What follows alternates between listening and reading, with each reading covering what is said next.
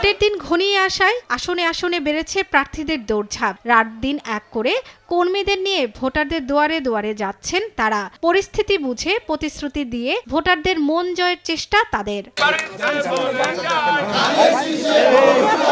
শনিবার সকালে রাজশাহী ২ আসনে গণসংযোগ করেছে বিএনপি প্রার্থী মিজানুর রহমান মিনু। রাজশাহী ১ আসনের গোদাগাড়ী পৌর এলাকায় প্রচার চালান জামাত প্রার্থী ও দলটির কেন্দ্রীয় নায়েবে আমির অধ্যাপক মুজিবুর রহমান।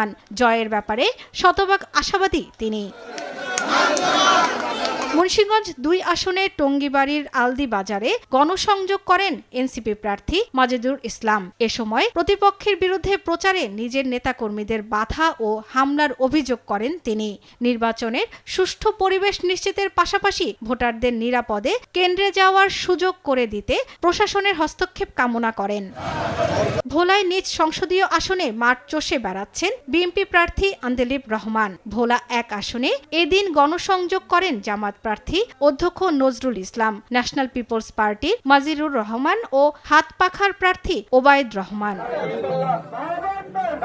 তবে শুধু প্রতিশ্রুতি নয়, চুলচেরা বিশ্লেষণ করেই ১২ ফেব্রুয়ারি যোগ্য প্রার্থীকে বেছে নেবেন বলেছেন ভোটাররা। শর্মিলা কেয়া, নিউজ ডেস্ক, দেশ টিভি।